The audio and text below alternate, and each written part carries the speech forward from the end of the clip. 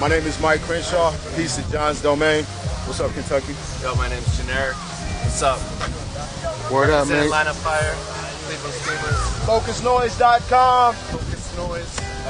Yeah, subject matter, man, is different than most rappers today, man. You know what I'm saying? Who's some of y'all influences? Man, Public Enemy, Bad Brains, Immortal Technique. You know, Gil Scott Heron, Earth, Wind, Fire. Trap Punk Class, Pete Rock. A lot of AC/DC, Black Sabbath, you know, punk rock music, metal, hardcore, you know, jazz. I mean, right? George Jackson, you know what I'm saying? Huey Newton, Eldridge Cleaver, Angela Davis, Elaine Brown. I mean, Bob Marley. It goes on and on and on. Anything that I can get my hands on that reinforces what I know and experience intuitively. That's what keeps me moving. Y'all ever heard Bush rap? Yeah, for surprise. Watch him get it with it, y'all. Check it out.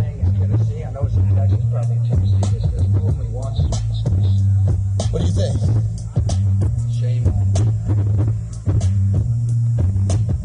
you.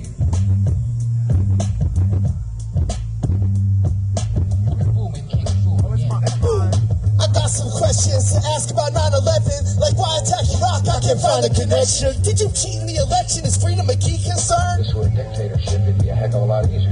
Ladies and gentlemen, introducing your president. We're having great success in Iraq. Isn't it evident as war costs rise? Education is falling.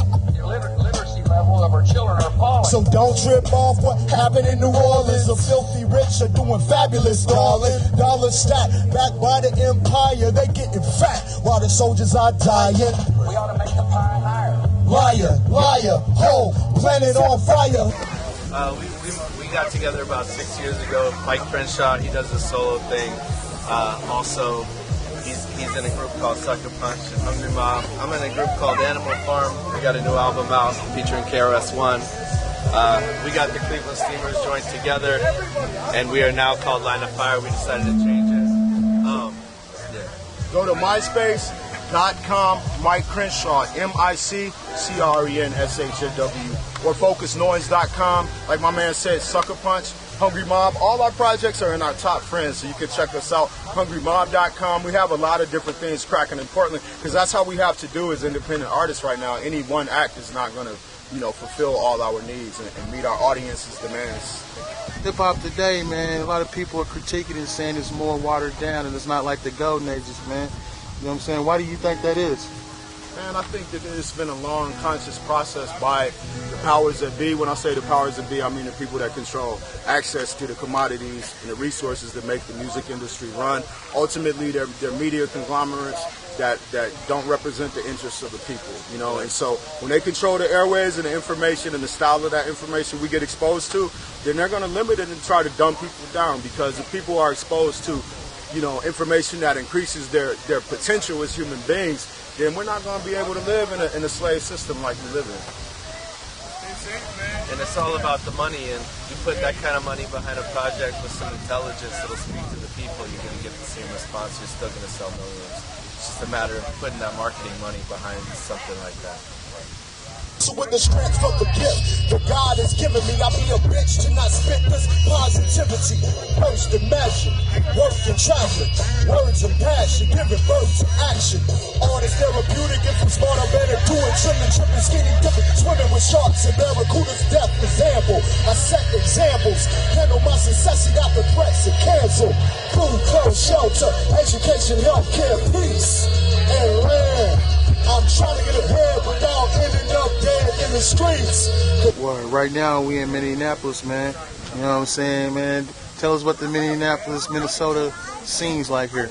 Well, Ryan Sayers has definitely been doing it for a good piece. The Boom Bap Project, Nightclubber Lane, you know, my boy Don, piece of I Self Divine, piece of my man down there, my man and them down in the A-Town that came out of Minneapolis, Mo and K, Exile Music, I know, you know, for years it's been a strong scene here. Truth Maze, you know, a lot of people put it down, even though Ryan Sayers are the hogs right now because they're doing it the hardest, there's still a lot of artists out here. It's a huge community with people doing things. A lot of people haven't been exposed yet, so I'm looking forward to seeing more music bubble out of Minneapolis.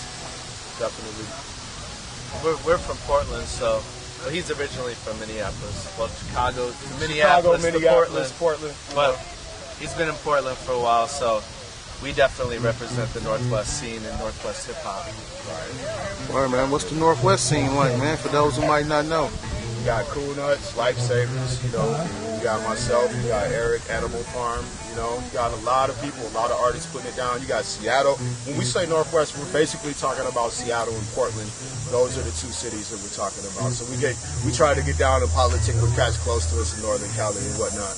And what's dope about that is it really hasn't hit the surface yet, and there's still a lot of potential for the Northwest scene to grow.